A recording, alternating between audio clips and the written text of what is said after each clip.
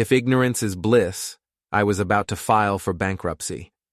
It was 3:17 in the morning when I heard my wife Laura whispering into her phone like some teenage girl planning to sneak out past curfew.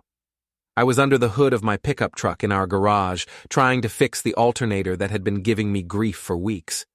The fluorescent light buzzed overhead, casting everything in that sickly hospital glow that makes even healthy people look like corpses. "I'll see you at the hotel tomorrow, babe." He's completely clueless. Before we dive deeper into this story, I have one small request. Please subscribe, drop a like, comment, and hit that hype button to boost this channel so more people can discover these incredible Reddit stories. The wrench slipped from my hand and clattered against the concrete floor. For a moment, I thought maybe I'd misheard. Maybe she was talking to her sister about some surprise party. Maybe she was planning something nice for our 15th wedding anniversary next month. Maybe pigs were about to sprout wings and start doing aerial acrobatics over our Rust Belt suburb. But deep down, in that place where your gut keeps all the truths your brain doesn't want to acknowledge, I knew exactly what I'd heard. I stayed perfectly still, crouched behind the truck's open hood like some pathetic spy in my own home. The garage door was cracked open just enough for sound to carry from the kitchen window above. Laura's voice drifted down again, honey-sweet and conspiratorial. "Jason's been working late on that Henderson construction job. He won't be home until after midnight tomorrow. We'll have plenty of time." My name in her mouth suddenly sounded foreign, like she was talking about some stranger she'd heard about once. Jason, the guy who'd been sharing her bed for 15 years, raising 2 daughters with her, paying the mortgage on this modest 3-bedroom house in a neighborhood where everybody knew everybody else's business, except, apparently, mine. I know. I feel terrible about the girls, but they'll be at my mother's for the weekend. It's perfect timing. Perfect timing. Christ. I waited until I heard her footsteps retreat toward the bedroom before I allowed myself to breathe again. My hands were shaking as I wiped the grease off them with an old rag. 37 years old, and I was trembling like a kid who'd just found out Santa Claus was really his drunk uncle in a cheap costume. The thing about betrayal is that it doesn't hit you all at once.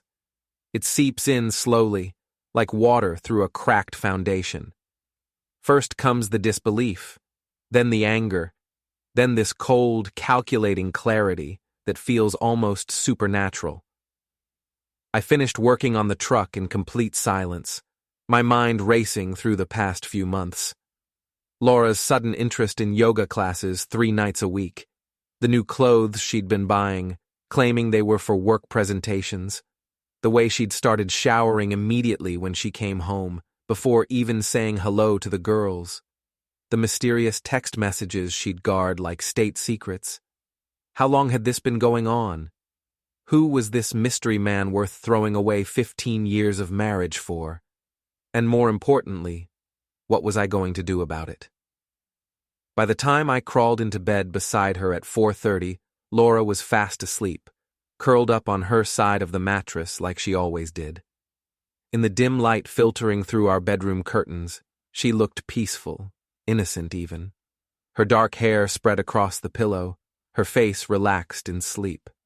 This was the woman I'd fallen in love with in college, the one who used to laugh at my terrible jokes and steal French fries off my plate. The mother of my children. The stranger who was planning to meet her lover at a hotel while I worked my ass off to pay for the life she was so eager to betray. I lay there staring at the ceiling, listening to her steady breathing, and felt something cold and sharp settle in my chest. Not heartbreak. That would come later. This was something else entirely, something that tasted like copper pennies and felt like the moment right before lightning strikes. If she wanted to play games, I'd give her a game she'd never forget. The next evening, I called in a favor from my buddy Mike, who ran a small photography business on the side. Mike owed me for the electrical work I'd done on his studio last year, and he was the kind of guy who understood that sometimes a man needed to know the truth, no matter how much it might hurt. "You sure about this, Jason?" he asked as we sat in his van outside the Riverside Hotel, a mid-range place that tried to look classier than it was. Once you see it, you can't unsee it. I'm sure. And I was. The not knowing was worse than any truth could be. At least, that's what I told myself as we waited in the parking lot, Mike's telephoto lens trained on the hotel entrance. At 6:45, Laura's silver Honda pulled into the parking lot. She stepped out wearing a dress I'd never seen before. Black, fitted, the kind of thing that cost more than I made in a week. She checked her reflection in the car window, smoothed down her hair, and walked toward the hotel entrance with the confidence of a woman who thought she was getting away with something. 10 minutes later, a red Mustang convertible pulled up. Out stepped a guy who looked like he'd walked off the cover of one of those fitness magazines Laura kept stacked on her nightstand. Tall, tan, perfectly styled hair, wearing a polo shirt that probably cost more than my work boots. He had the kind of smile that said he'd never worked a day in his life with his hands, never worried about making rent, never had to choose between fixing the truck and buying groceries. "That's him," Mike said, snapping photos as the man walked into the hotel. "Scott Morrison. I recognize him from the gym downtown. He's some kind of personal trainer, runs fitness boot camps for bored housewives." Bored housewives. The phrase hit me like a slap. We waited another hour, Mike's camera capturing everything. Laura and Scott leaving the hotel together, his arm around her waist. Her laughing at something he said, looking up at him with an expression I hadn't seen her wear in years. Him kissing her in the parking lot before they got into their separate cars. "I got everything," Mike said quietly as we drove away. "What do you want me to do with the photos?" I thought about that for a long moment, watching the familiar streets of our neighborhood roll past, houses where families were probably sitting down to dinner together, kids doing homework at kitchen tables, couples watching TV on their couches. Normal people living normal lives, not dealing with the wreckage of broken promises. "Print them," I said finally, "all of them, and make sure they're crystal clear." Mike nodded. "You thinking about showing them to a lawyer?"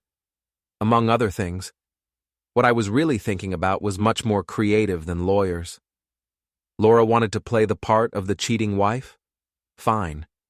But she was about to learn that every role comes with consequences, and I was going to make sure she gave the performance of her lifetime. The photos were ready the next morning. Mike had done good work. Every image was sharp, clear, undeniably damning. Laura and Scott entering the hotel. Laura and Scott leaving the hotel. Laura and Scott kissing in the parking lot, like teenagers who thought the world belonged to them. I sat in my truck outside Mike's studio, staring at the photos, feeling that cold clarity settle deeper into my bones. This wasn't about saving my marriage anymore. That ship had sailed the moment Laura decided I was completely clueless. This was about making sure she understood exactly how wrong she'd been about that. I pulled out my phone and started making a list of contacts. Laura's parents, Scott's ex-wife, whose number I found through a quick internet search. Laura's boss at the tech company where she worked as a project manager. Her best friend Claire, who loved gossip more than oxygen. If Laura wanted to keep secrets, she was about to learn that some secrets have a way of getting out all by themselves. The beautiful thing about small towns is that everybody knows everybody else's business. The terrible thing about small towns is that everybody knows everybody else's business. It all depends on which side of the gossip you're standing on. I decided to start with Laura's parents. Richard and Helen Crawford had never particularly liked me. I wasn't the doctor or lawyer they'd envisioned for their precious daughter. I was just a guy who ran a small electrical contracting business, drove a pickup truck, and had calluses on my hands.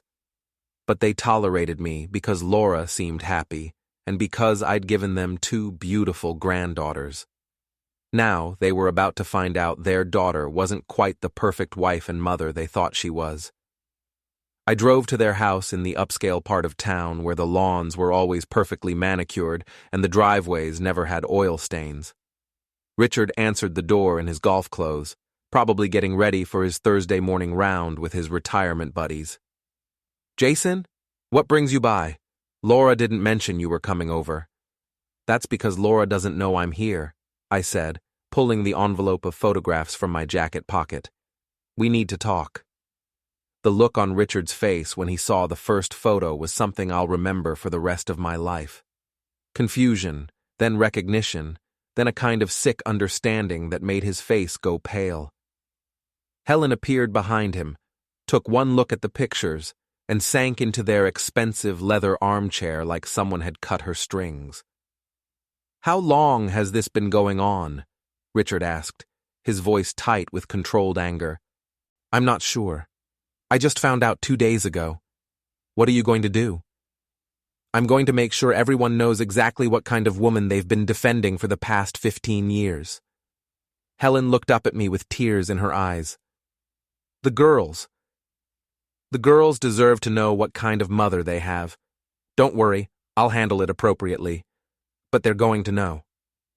I left them with copies of the photos and a promise that there would be more to come. My next stop was Scott's ex-wife, Jennifer, who lived in a small apartment across town with their 8-year-old son. Jennifer Morrison answered the door looking tired and harried, the way single mothers always do when they're trying to juggle work and parenting without any help. She was pretty in a worn-down way, with dark circles under her eyes and the kind of stress lines that come from worrying about money. You're Jason, right? Laura's husband? She looked confused. What are you doing here? I thought you should know what your ex-husband has been up to lately. Her expression changed as I handed her the photos. First shock, then a bitter kind of satisfaction that told me Scott's cheating wasn't exactly news to her. That son of a bitch, she muttered, flipping through the images. He's 3 months behind on child support, but he's got money for hotel rooms. There's more, I said, pulling out my phone to show her screenshots of Scott's social media accounts. Pictures of him at expensive restaurants, showing off his new car, bragging about his successful fitness business. All while his ex-wife struggled to make ends meet. I'm going to destroy him, Jennifer said quietly, and I could hear the steel in her voice. My lawyer is going to love this. Good. He deserves everything that's coming to him. My third stop was Laura's office. I didn't go inside. That would have been too obvious. Instead, I sent an anonymous email to her boss, Marcus Webb, with the subject line, "Concerned about employee conduct." The email was brief and professional, but the attached photos spoke volumes. Laura worked for a tech company that prided itself on family values and professional integrity. They had a strict policy about workplace relationships and conduct that could reflect poorly on the company. Laura's affair with a local fitness trainer might not technically violate their policies, but it certainly wouldn't look good when the photos started making the rounds. By Friday afternoon, I could tell something was wrong from the moment Laura walked through the front door. She looked shaken, her usual composed demeanor cracked around the edges. Her phone had been buzzing constantly, and she kept checking it with increasingly frantic gestures. Everything okay at work? I asked innocently, not looking up from the newspaper I was pretending to read. Fine, she said quickly. Too quickly. Just some project issues. Well, I'm sure you'll figure it out. You always do. That evening, while Laura was upstairs giving the girls their baths, her phone rang on the kitchen counter. The caller ID showed her mother's number. I let it ring, but I could imagine the conversation they'd be having later. Helen Crawford was not the type of woman to keep quiet about family scandals, especially when they involved her precious granddaughters. The real fireworks started on Saturday morning. I was in the garage, actually working on the truck this time instead of using it as a cover for surveillance, when Laura came storming out with her phone in her hand. What did you do? She demanded, her voice shaking with rage. Fix the alternator. Want to see? Don't play dumb with me, Jason. My mother called. My boss called. Even Jennifer Morrison called, threatening to take Scott to court. What the hell did you do? I wiped my hands on the rag and looked at her calmly. I told the truth. Isn't that what you're always telling the girls? That honesty is the most important thing? You had no right. I had every right. You're my wife. Or at least you were until you decided to start playing house with your personal trainer. The color drained from her face. How did you find out? Come on, Laura. He's completely clueless? Really? You might want to check how well sound carries from the kitchen window to the garage. For a moment, she just stood there, opening and closing her mouth like a fish out of water. Then the anger came back, stronger than before. You bastard! You spied on me. I listened to my own wife talking on the phone in my own house. If that's spying, then yeah, I'm guilty as charged. This is going to ruin everything. Everything was already ruined, Laura.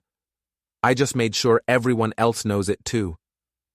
She turned and stormed back into the house, slamming the door so hard it rattled the windows. A few minutes later, I heard her car start up and peel out of the driveway. Going to Scott's place, probably, to figure out damage control. Good luck with that. I spent the rest of Saturday at Sal's boxing gym, a place I'd been going to for years whenever I needed to work out my frustrations on something that couldn't press charges. Sal Torino was 65 years old, built like a fire hydrant, and had been running the gym since before I was born. He'd seen everything, heard everything, and judged nothing. "You look like hell," he said as I wrapped my hands for the heavy bag. "Feel like it too." "Wife troubles?" "Ex-wife troubles, more like it." Sal nodded knowingly. "Want to talk about it?" "Rather hit something." "Fair enough. But remember what I always tell you. Don't swing till you've got them on the ropes. Patience wins more fights than anger." I spent 2 hours pounding the heavy bag, working up a sweat that felt cleaner than anything I'd experienced in days. By the time I finished, my knuckles were raw and my shoulders ached, but my head was clearer than it had been since this whole mess started. Sal was right about patience. I'd gotten Laura and Scott on the ropes with the photos, but the fight wasn't over, not by a long shot. When I got home that evening, Laura was waiting for me in the living room. She'd been crying, her makeup was smeared and her eyes were red and puffy. For a moment, I almost felt sorry for her. Almost. "We need to talk," she said. "I'm listening." "I'm sorry. I know that doesn't fix anything, but I need you to know that I'm sorry." "Sorry you did it? Or sorry you got caught?" She flinched. "Both. I don't know what I was thinking." "You were thinking I was completely clueless. Your words, not mine. I never meant for this to happen. It just did." "Bullshit. Affairs don't just happen, Laura. They're choices. Every text message, every lie, every time you looked me in the eye and pretended everything was fine, those were all choices. What do you want from me, Jason? You want me to grovel? You want me to beg? Fine. I'm begging. Please don't destroy our family over this." I looked at her sitting there, trying to manipulate me with tears and apologies, and felt that cold clarity settle even deeper. She wasn't sorry about the affair. She was sorry about getting caught. She wasn't worried about our family. She was worried about her reputation.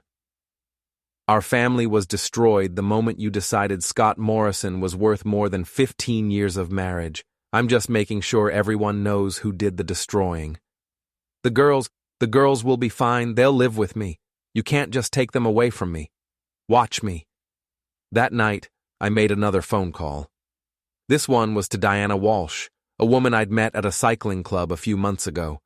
She was a lawyer's daughter, smart as a whip, and had made it clear she was interested in more than just bike rides.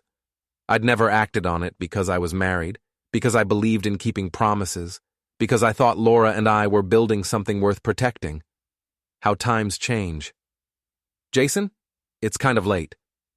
"I know. I'm sorry to bother you, but I could use some advice. Legal advice." "What's going on?" I told her everything. The affair, the photos, the confrontation with Laura. Diana listened without interrupting, asking pointed questions that told me she was already thinking 3 steps ahead. "You want custody of the girls?"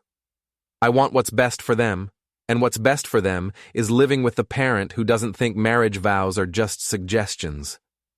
"That's going to be a fight." Good. I'm in the mood for a fight. There was a pause on the other end of the line. Then Diana's voice, warmer now, more personal. You know, I've been waiting for you to call me for months. I was married. And now? Now I'm not. Sunday morning brought the kind of autumn weather that makes you want to believe in fresh starts and second chances. The leaves were turning gold and red. There was a crisp bite in the air, and the whole world looked like a postcard advertising the American dream.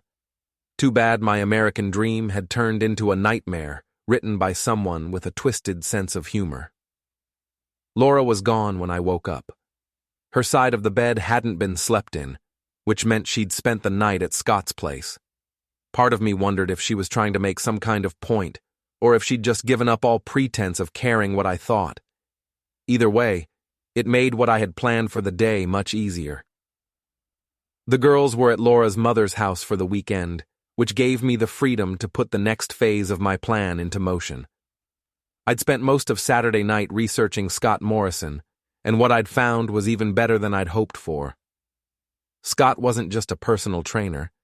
He was trying to build himself into some kind of fitness influencer, complete with sponsored posts on social media and a small but growing following of middle-aged women who bought into his transform your life bullshit. He had endorsement deals with a couple of local supplement companies and a sportswear brand that specialized in overpriced workout clothes. More importantly, he had an ego the size of Texas and a social media presence that documented his every move, including some moves that his sponsors probably wouldn't appreciate if they knew about them. I spent the morning going through Scott's Instagram and Facebook accounts, screenshotting the most incriminating posts, pictures of him at bars when he was supposed to be training clients, videos of him making crude jokes about his female customers, posts where he bragged about conquering married women like they were mountains to be climbed. But the real gold mine was in his direct messages, which he'd been careless enough to leave visible in some of his screenshots. Messages to other women that were far more explicit than anything he'd sent to Laura. Messages that painted a picture of a man who saw cheating as a sport and married women as his preferred playing field. By noon, I had everything I needed to destroy Scott's carefully crafted image. But I wasn't going to do it all at once. That would be too easy, too quick. I wanted him to suffer the way he'd made me suffer, slowly, methodically, watching his world crumble piece by piece. My first target was his biggest sponsor, a local supplement company called Peak Performance Nutrition. They marketed themselves as a family-friendly business that supported community values and healthy lifestyles. I sent them an anonymous email with the subject line, "Concerns about your sponsored athlete," and attached screenshots of Scott's most offensive posts. The response came back within 2 hours. A terse email thanking me for bringing the matter to their attention and assuring me that they would be reviewing their relationship with Mr. Morrison. One down, several to go. My second target was the community Facebook group, where Scott regularly posted about his boot camp classes and personal training services. It was a closed group with about 3,000 members, mostly local residents who used it to share recommendations, sell used furniture, and engage in the kind of small-town gossip that could make or break a reputation. I created a fake account using a stock photo of a middle-aged woman and joined the group. Then I waited for Scott to post one of his usual transform your life advertisements. He didn't disappoint. At 3:15, he posted a photo of himself flexing in front of a mirror with the caption, "Ready to take your fitness to the next level? DM me for details on my exclusive personal training program. Ladies, you know you want this kind of transformation in your life." The winky face emoji was the perfect touch. It made what I was about to do feel less like revenge and more like community service. I waited exactly 1 hour, then posted a comment from my fake account. "Is this the same Scott Morrison who's been having an affair with a married client? Asking for a friend who's thinking about hiring him." The response was immediate and explosive. Within minutes, other members were commenting, asking for details, sharing their own suspicious encounters with Scott. Someone posted a link to his social media accounts. Someone else shared screenshots of inappropriate messages he'd sent to their wife. By evening, the post had over 200 comments and had been shared dozens of times. Scott's reputation in the community was effectively destroyed, and I hadn't even gotten to the good stuff yet. Laura came home around 9 o'clock, looking like she'd been through a war. Her hair was disheveled, her clothes wrinkled, and she had the kind of hollow-eyed exhaustion that comes from realizing your life is falling apart faster than you can put it back together. "How was your day?" I asked pleasantly, not looking up from the book I was reading. "You know exactly how my day was." "Do I? Enlighten me?" "Scott lost 2 of his sponsors. His gym membership got revoked. Someone posted about the affair on Facebook, and now the whole town is talking about it." "Sounds like karma to me." "This isn't karma, Jason. This is you being vindictive and cruel." I set down my book and looked at her directly for the first time since she'd walked in. "You want to know what's vindictive and cruel?" "Vindictive and cruel is throwing away 15 years of marriage for some muscle-bound narcissist who sees you as just another conquest. Vindictive and cruel is lying to our daughters about where you're going 3 nights a week.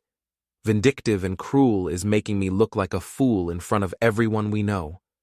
I never meant—" "You never meant for me to find out. There's a difference." She sank into the armchair across from me, suddenly looking older than her 35 years. "What do you want, Jason? You want me to leave Scott? Fine, it's over. I'll end it tomorrow."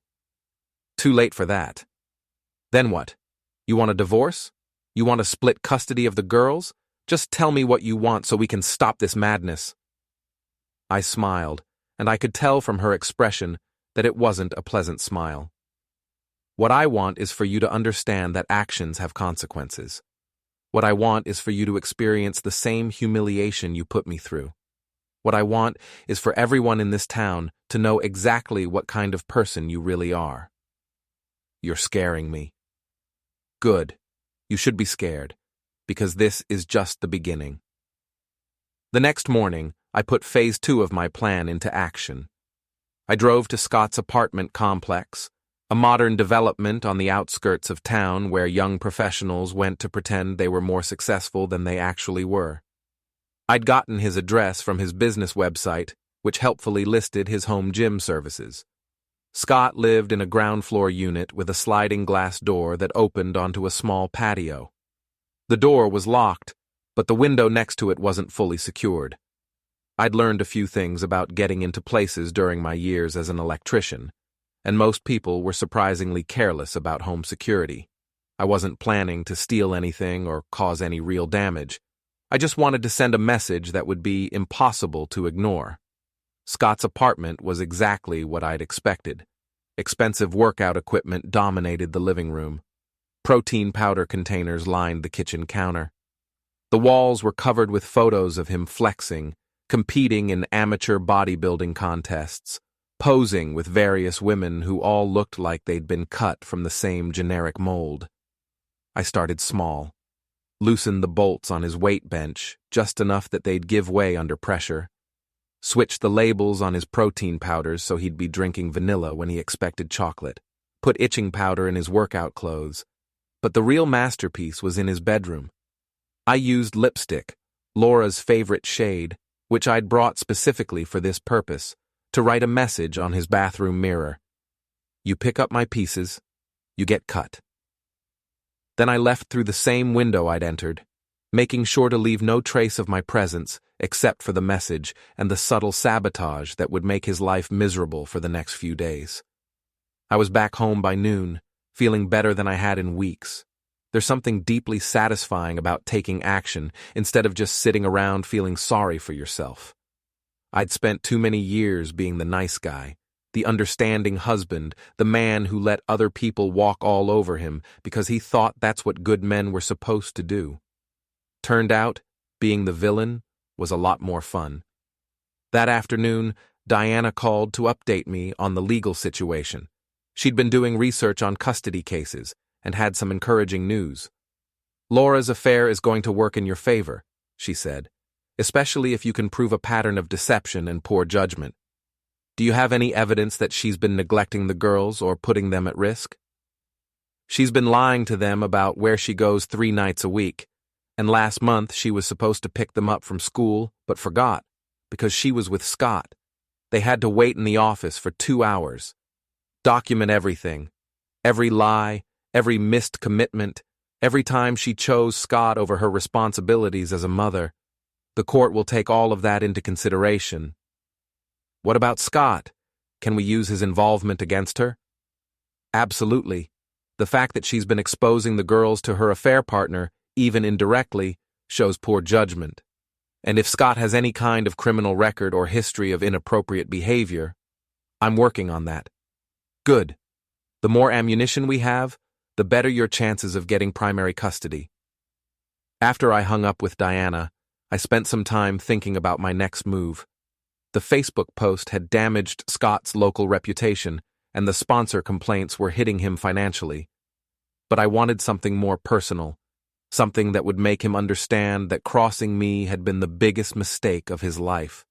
That's when I remembered something Laura had mentioned months ago, back when she was still pretending to be interested in our conversations.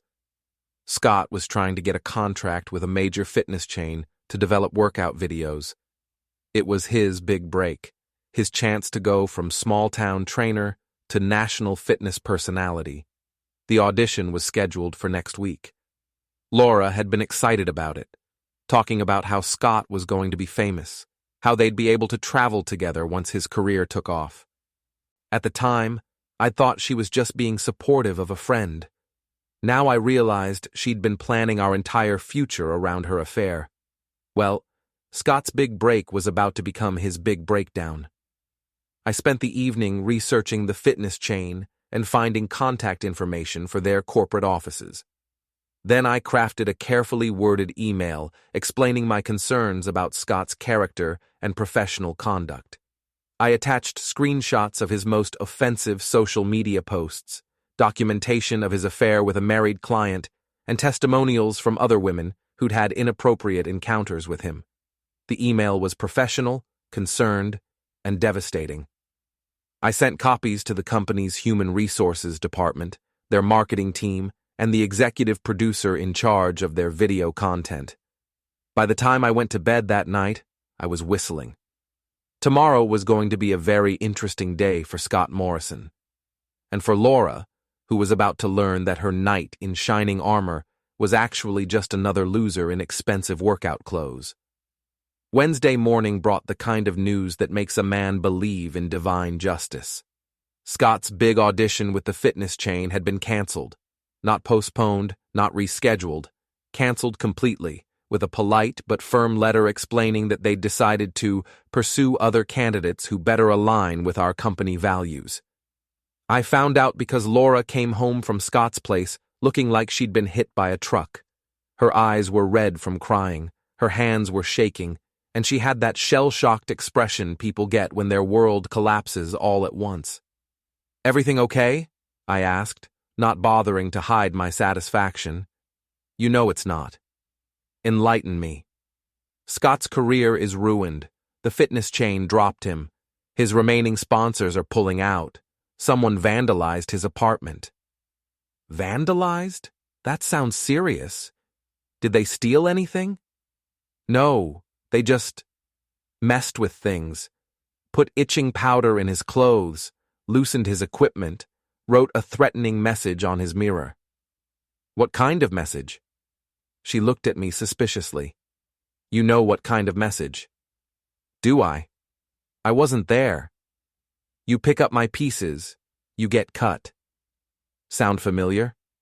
I pretended to think about it. "Nope. Sounds like something from a movie, though. Very dramatic." "This has to stop, Jason. You're destroying innocent people." "Innocent?" The word came out as a laugh. "Laura, the man has been sleeping with my wife for months. He's been helping you lie to our children, destroy our marriage, and make me look like a fool in front of everyone we know. In what universe is that innocent? He didn't know you knew. He thought I was completely clueless. Yeah, I got that part. But here's the thing about being clueless. It's a temporary condition. Being a home-wrecking piece of shit, on the other hand, that's permanent. Laura sank into a chair and put her head in her hands. What do you want from me? I've already ended it with Scott. I've apologized. I've begged you to forgive me. What more can I do? You can experience the same humiliation you put me through. You can watch your life fall apart the same way you destroyed mine. You can learn that choices have consequences. I'm your wife. You were my wife. Now you're just the woman who used to be my wife. That evening, I decided it was time to expand my campaign beyond Scott. Laura's best friend Claire had been feeding her advice throughout this entire mess, helping her figure out damage control, probably encouraging her to fight for her marriage, now that the affair had blown up in her face. Claire Martinez was the kind of woman who thrived on other people's drama. She was 42, divorced, and had made a career out of inserting herself into other people's relationships. She ran a small, life coaching business that was really just an excuse to charge people for gossip sessions disguised as therapy. More importantly, she had her own secrets that she probably didn't want exposed. I'd done my research on Claire, and what I'd found was fascinating. Her life coaching business was mostly a scam. She had no real qualifications, no license, no training beyond a weekend seminar she'd attended 2 years ago. She was charging vulnerable women hundreds of dollars for advice she was making up as she went along. Even more interesting, she'd been having her own affair with a married man, the husband of one of her clients, a woman who was paying Claire to help save her marriage while Claire was sleeping with her husband. The hypocrisy was so perfect, it almost seemed scripted. I started by creating another fake social media account, this one posing as a concerned former client of Claire's. I posted a detailed review on every platform I could find, explaining how Claire had taken advantage of vulnerable women, charged excessive fees for worthless advice, and violated client confidentiality. Then I sent anonymous messages to several of Claire's current clients, including the woman whose husband Claire was sleeping with. The messages included photos of Claire and the husband together, along with documentation of Claire's lack of credentials and her history of manipulating clients. The response was swift and brutal. By Thursday afternoon, Claire's business was in ruins. Her clients were demanding refunds, threatening legal action, and spreading word about her unethical practices throughout the community. The woman whose husband she'd been sleeping with had confronted both of them publicly, creating a scene at the restaurant where they'd been having lunch. But the real masterpiece came when I sent Claire a message from yet another fake account, pretending to be a potential client who'd heard about her special services for married women looking to spice up their lives. The message was deliberately crude and suggestive, implying that Claire's business was really a front for something much more sordid. Claire, apparently thinking she'd found a new source of income, responded with interest. She suggested meeting at a local hotel to discuss services, and quoted prices that made it clear she was willing to cross lines that no legitimate therapist would even approach. I forwarded the entire conversation to the state licensing board, along with documentation of her fake credentials and unethical practices. Even though she didn't have a real license to lose, the investigation would destroy what was left of her reputation and probably result in criminal charges. By Friday, Claire was finished. Her business was gone, her affair was exposed, and she was facing potential fraud charges. More importantly, she was no longer in a position to give Laura advice on anything except how to completely destroy your life in less than a week. Laura found out about Claire's downfall when she tried to call her for support and got a disconnected number. She came home that evening looking defeated in a way I'd never seen before.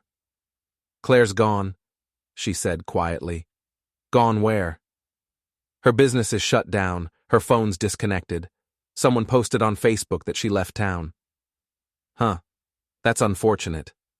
You did this too, didn't you?" "Did what?" Don't play dumb, Jason. You destroyed Scott's career, you vandalized his apartment, and now Claire's life is in ruins. This isn't coincidence. You're giving me way too much credit. I'm just one man. I can't control the entire universe. But you can control enough of it to destroy anyone who gets in your way.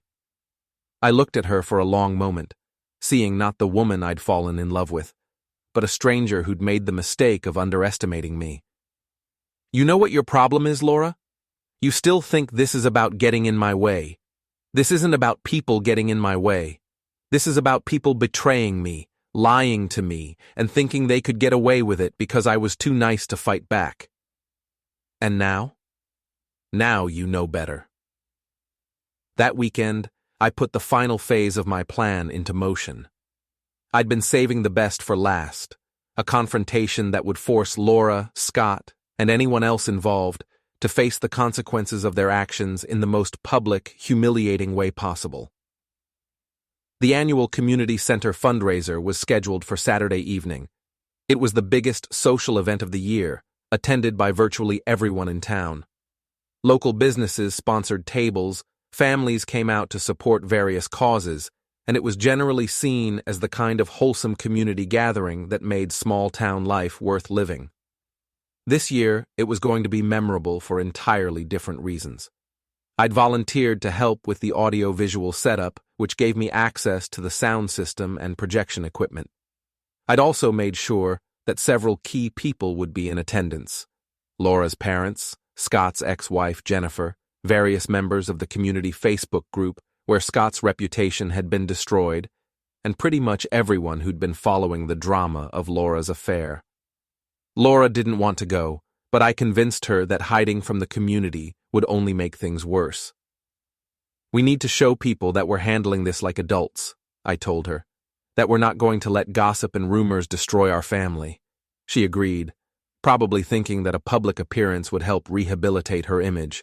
She spent hours getting ready, choosing an outfit that was elegant but conservative, practicing the kind of smile that said she was above petty small-town drama. Scott, surprisingly, also decided to attend. Maybe he thought he could salvage something from the wreckage of his reputation, or maybe he was just too arrogant to realize how thoroughly he'd been defeated.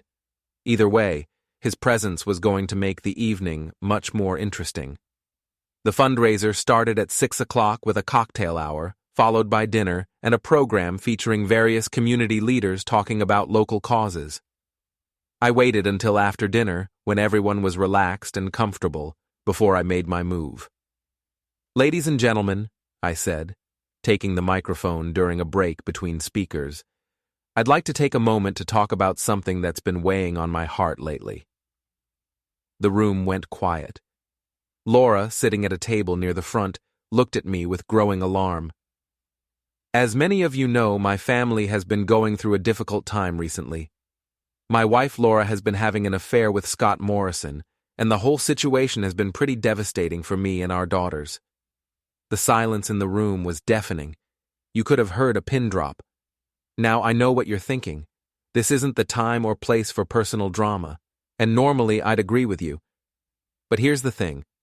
When someone destroys your family, lies to your children, and makes you look like a fool in front of your entire community, sometimes you have to set the record straight. I clicked a button on the remote control I'd been hiding, and the first photo appeared on the projection screen behind me. Laura and Scott entering the hotel, clear as day. This was taken 2 weeks ago at the Riverside Hotel. As you can see, my wife and Mr. Morrison were quite comfortable with their arrangement. The room erupted in gasps and murmurs. Laura stood up, her face white with shock and rage. "Jason, stop this right now." "Why? Are you embarrassed?" "Because I've been embarrassed for months, wondering why my wife was suddenly so interested in yoga classes and working late. Turns out she wasn't interested in yoga at all." More photos flashed on the screen. Scott and Laura kissing in the parking lot. Scott and Laura holding hands as they walked to their cars. The evidence was overwhelming and undeniable. "The thing is," I continued, "affairs don't just hurt the people directly involved.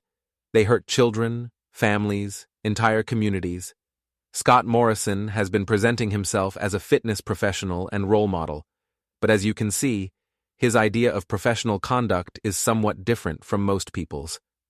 I clicked to the next set of images, screenshots of Scott's most offensive social media posts, his crude messages to other women, his bragging about his conquests. Scott finally stood up, his face red with anger and humiliation. "You can't do this! This is harassment!" "Is it? Because I thought it was just telling the truth. Isn't that what we teach our children? That honesty is the most important thing?" "You're insane," Laura said, her voice shaking. "You're completely insane." "Maybe, but I'm not the one who threw away 15 years of marriage for a few hours in a cheap hotel room." The crowd was completely riveted now. Some people looked shocked, others seemed fascinated by the drama, and a few appeared genuinely sympathetic to my situation. But everyone was paying attention, which was exactly what I wanted. "I want everyone here to understand something," I said, my voice carrying clearly through the silent room. "I'm not doing this for revenge. I'm doing this for accountability. When people make choices that hurt others, there should be consequences. When people lie and cheat and betray the trust of their families and communities, they shouldn't be able to just say sorry and move on like nothing happened." I clicked to the final image, a photo of Laura and Scott together, both of them laughing, both of them looking like people who thought they were getting away with something. So here's my accountability moment for Laura and Scott. Everyone in this room now knows exactly what kind of people they are. Everyone knows that Laura is willing to betray her husband and lie to her children for the sake of an affair. Everyone knows that Scott is willing to destroy families for his own gratification. And everyone knows that when you make choices like that, sometimes the consequences are more public than you'd like. I set down the microphone and walked toward the exit, leaving Laura and Scott standing there in front of a room full of people who'd just seen their deepest secrets exposed in the most humiliating way possible. As I reached the door, I turned back one more time. "Oh, and Laura? I'll have divorce papers ready for you on Monday. I think we're done here." The last thing I heard as I walked out was the sound of Laura screaming my name, her voice raw with rage and desperation. But I didn't stop. I didn't look back. I just walked out into the cool night air, feeling lighter than I had in months. The storm had finally passed, and I was the only one left standing. The beauty of small towns is that news travels faster than wildfire and lasts longer than concrete. By Sunday morning, everyone within a 50-mile radius knew about what had happened at the community center fundraiser. My phone had been ringing nonstop with calls from people offering support, asking for details, or just wanting to be part of the most scandalous story to hit our town in decades. I didn't answer any of them. I was too busy enjoying the silence. Laura hadn't come home Saturday night. Neither had she come home Sunday morning. Her car wasn't in the driveway. Her clothes were still in the closet, and for the first time in months, I had the house completely to myself. It felt like being able to breathe again after holding your breath underwater for too long. The girls were still at their grandmother's house, which was probably for the best. They'd need time to process what was happening, and I'd need time to figure out how to explain that their mother had made choices that meant our family would never be the same. But that was a problem for later. Right now, I was focused on enjoying the aftermath of Saturday night's performance. Diana called around noon with updates on the legal situation. Word of the fundraiser incident had already reached the family court system, and apparently Laura's public humiliation was being viewed as evidence of poor judgment and instability. "Her lawyer called this morning," Diana said, and I could hear the satisfaction in her voice. "They want to negotiate a settlement. Full custody to you, minimal visitation for her, and she keeps her debts while you keep the house and the business." That seems almost too easy. It is too easy. Which means they know she doesn't have a leg to stand on. The affair, the public spectacle, the way she's been lying to the children, it all adds up to a pattern that no judge is going to reward with custody. What about Scott? What about him? His career is over, his reputation is destroyed, and Jennifer is taking him back to court for increased child support now that she has evidence of his actual income. He's probably going to have to leave town just to find work. I thought about that for a moment. Scott Morrison, the man who'd thought he could steal another man's wife without consequences, was about to learn that some games have bigger stakes than others. "There is one more thing," Diana continued. "Laura's been trying to contact you. She called my office this morning, demanding to speak with you. She sounded unstable. Define unstable. Crying, screaming, threatening to expose some kind of evidence that would destroy you. She kept saying you'd gone too far, that you were going to pay for what you did." That was interesting. Laura had always been dramatic, but she'd never been the type to make threats. The fact that she was talking about evidence and revenge suggested that Saturday night's humiliation had pushed her over an edge I didn't even know existed. What kind of evidence could she have? I don't know, but I'd be careful. Desperate people do desperate things, and she's about as desperate as they come right now. After I hung up with Diana, I spent some time thinking about what Laura might be planning. She'd lost her marriage, her reputation, her best friend, and probably her job. The tech company wasn't likely to keep an employee who'd become the subject of town-wide gossip. She had nothing left to lose, which made her dangerous in ways she'd never been before.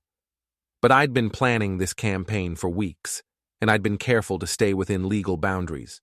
I hadn't committed any crimes, hadn't made any threats, hadn't done anything that couldn't be explained as the justified response of a betrayed husband. Whatever evidence Laura thought she had, I was confident it wouldn't be enough to save her. I was wrong. Laura showed up at my house Monday evening with a briefcase full of documents and a look in her eyes that I'd never seen before. She looked like someone who'd been pushed past their breaking point and had decided that if she was going down, she was taking everyone with her. "We need to talk," she said, pushing past me into the living room. "I think we've said everything we need to say." "No, we haven't, not even close." She opened the briefcase and pulled out a stack of papers, spreading them across the coffee table like she was laying down a royal flush in a poker game. "Remember 3 years ago when you did the electrical work for the Morrison construction project? The one where you cut corners on the wiring to save money?" My blood went cold. The Morrison project had been one of my biggest contracts, a commercial building that had required extensive electrical work. I'd been behind schedule and over budget, and I'd made some decisions that weren't exactly by the book. Nothing dangerous, nothing that would hurt anyone, but definitely not up to code. "I don't know what you're talking about." "Yes, you do. You used substandard wire, you didn't install all the required safety features, and you falsified the inspection reports. I have copies of everything. The real invoices, the actual materials you bought, the inspection reports you submitted versus what you actually installed." She was right. I'd kept records of everything, thinking I might need them for tax purposes or insurance claims. I'd never imagined that my own wife would use them as weapons against me. "How did you get those?" "I've been married to you for 15 years, Jason. I know where you keep your files. I know your passwords. I know all your secrets." "Those documents don't prove anything illegal." "Don't they? Because I also have testimony from your assistant at the time, who's willing to swear that you ordered him to falsify reports and use substandard materials. And I have photos of the actual installation, taken before the walls were closed up." She pulled out more papers. Sworn statements, photographs, detailed documentation of every corner I'd cut on that project. It was thorough, professional, and completely damning. "What do you want?" "I want you to call off your attack dogs. I want you to stop destroying everyone around me. I want you to agree to a fair divorce settlement that doesn't leave me with nothing. And I want you to publicly apologize for what you did at the fundraiser." "And if I don't?" "Then I send all of this to the state licensing board, the district attorney's office, and every contractor in the region. Your business will be finished, you'll probably face criminal charges, and you'll lose any chance of getting custody of the girls." I looked at the documents spread across the table and felt something I hadn't experienced in weeks: fear. Laura had found my weakness, the one mistake I'd made that could actually destroy everything I'd built. But as I studied her face, I realized something else. She was bluffing. Not about the documents, those were real, but about her willingness to use them. "You won't do it," I said quietly. "Yes, I will." "No, you won't. Because if you destroy my business, you destroy your own financial security. If I go to jail, you get nothing in the divorce. If I lose custody of the girls because of criminal charges, they'll end up in foster care because you're not exactly Mother of the Year material right now." Her confidence wavered slightly. "I'll take that risk." "No, you won't, because you're not just threatening me. You're threatening our daughter's future, and despite everything you've done, I don't think you're willing to hurt them just to get revenge on me." "You don't know what I'm willing to do." "Yes, I do. I know you better than anyone, Laura. You're selfish, you're dishonest, and you're willing to betray the people who love you. But you're not willing to destroy your own children's lives just to win a fight." She stared at me for a long moment, and I could see the internal struggle playing out on her face. The documents in front of us represented real power, the ability to destroy me completely. But using that power would mean accepting that she was the kind of person who would sacrifice her children's welfare for personal revenge. "Besides," I continued, "you're forgetting something important. I've already won." "Won what?" "Everything. Your reputation is destroyed. Scott's career is finished. Your best friend has left town in disgrace. You're about to lose custody of your children and probably your job. I've already gotten everything I wanted from this situation." "Then why won't you just let it end?" "Because it's not about letting it end. It's about making sure you understand that actions have consequences. You chose to have an affair. You chose to lie to me and our children. You chose to make me look like a fool in front of everyone we know. Those were your choices, and now you get to live with the results." Laura gathered up the documents and put them back in the briefcase. Her hands were shaking, and I could see tears starting to form in her eyes. "I loved you," she said quietly. "Despite everything, I did love you." "No, you didn't. You loved the idea of me, the steady husband, the reliable provider, the man who would always be there while you figured out what you really wanted. But you never loved me enough to be faithful to me. And now it doesn't matter. Love isn't enough when there's no trust left." She stood up and walked toward the door, then turned back one more time. "You've become someone I don't recognize." "Good. The man you recognized was weak enough to let you walk all over him. This version of me won't make that mistake." After she left, I sat in my living room surrounded by the silence of my empty house and tried to figure out how I felt about everything that had happened. The affair, the revenge, the public humiliation, the threats. It had all led to this moment where I was completely alone, but somehow more at peace than I'd been in years. My phone rang. It was Diana. "How did it go with Laura?" "She tried to blackmail me. It didn't work." "Are you okay?"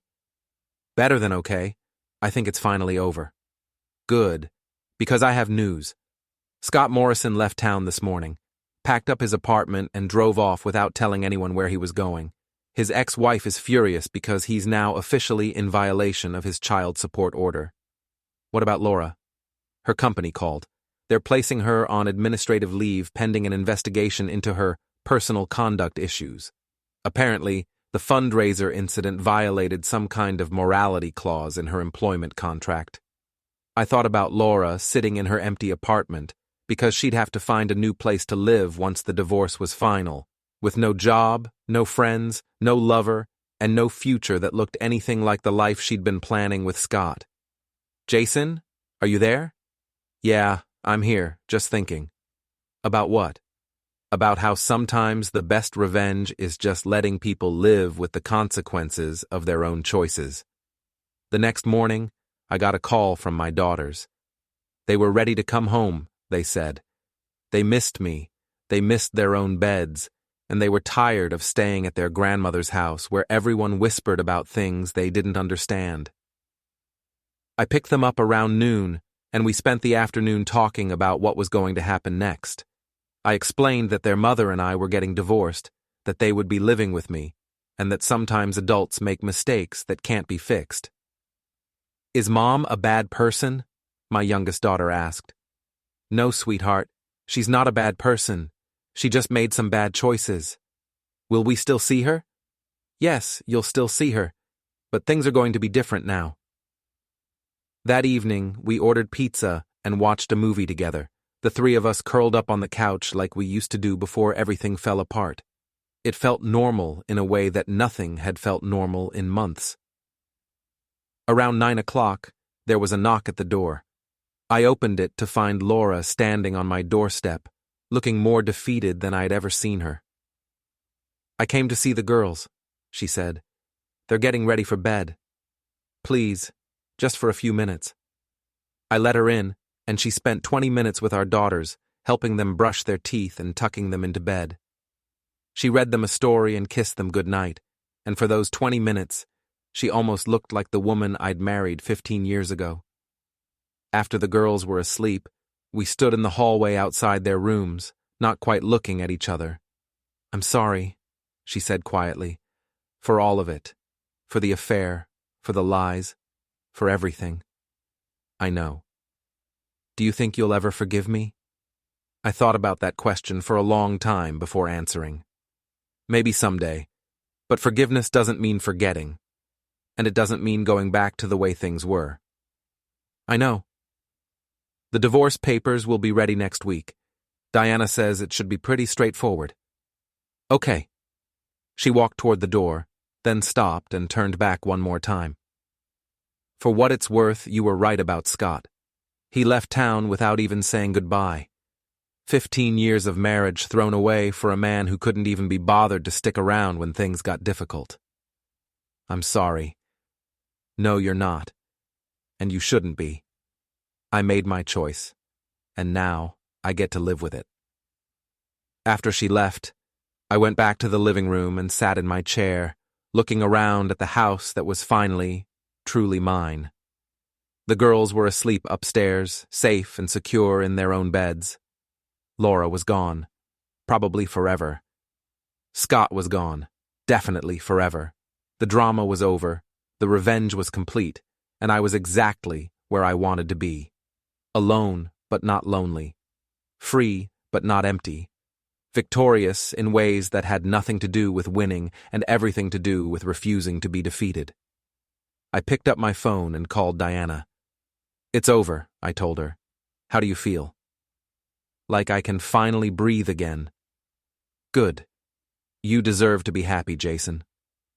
"Yeah," I said, looking around at my quiet house, my peaceful life, my future that was finally my own again. "I think I do.